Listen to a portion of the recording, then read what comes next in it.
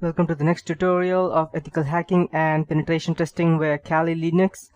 So far we have seen the importance of footprinting and reconnaissance, and I've shown you several different tools as to how you can go ahead and gather information.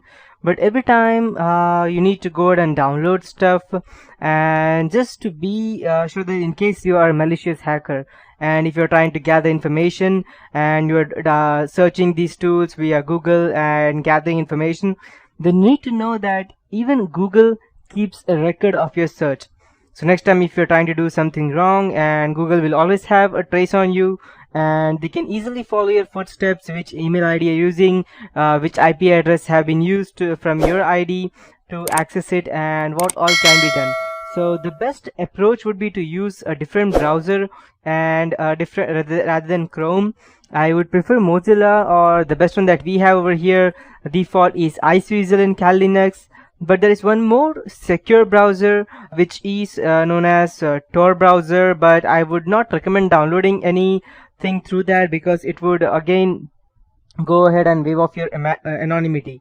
So, but still there are different ways. I won't be disclosing each and every one of them, but there are ways as to how you can go ahead and anonymously download stuff so that your paths could not be traced and you can be anonymous.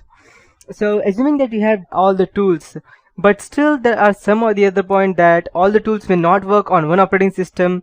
Let's say if you're using the Ubuntu, then you may have problems downloading the RPM package, or the latest update may not be available. If you're using Windows, then it's more or less I'm sure that you won't have all the tools available on Windows, because hacking is not actually used when you're using Windows.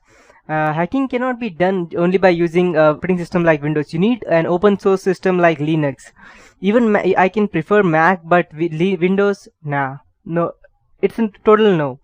So, but why do we have to go through Macs or operating system like Windows when we have our own Kali Linux, and we have all those tools such as Whois or TheHarvester, or any related DNS queries that we want? I can straight away go ahead and gather this information through my only only operating system, that is Kali Linux.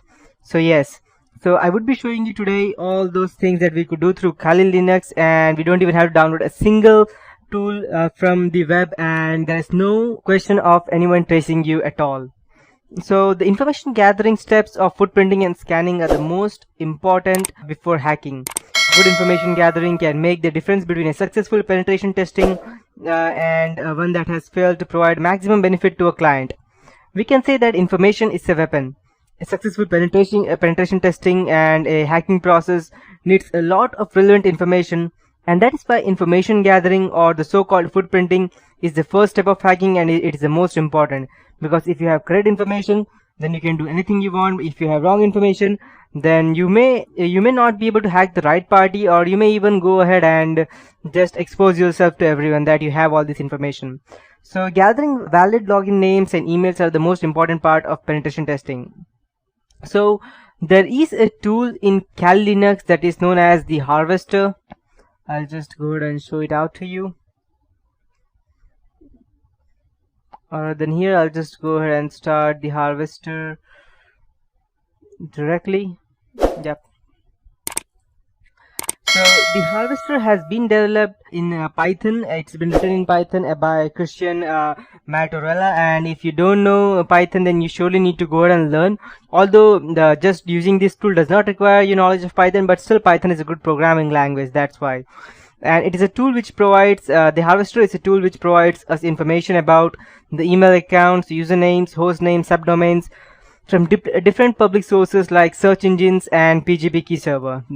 This tool is designed to help penetration tester on an earlier stage. It is an effective, simple, and quite easy to use tool.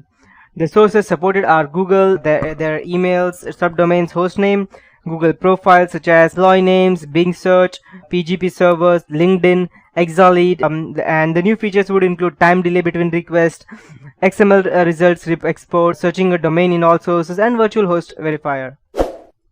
So if you're using Kali Linux, you can just go ahead on the terminal and use the command TheHarvester, and okay, and it will run. So you can see that all of these things, and make sure that you go through all of these things again, and because it's very useful and it will give you much more knowledge rather than just copying my thing over here and pasting it on your terminal.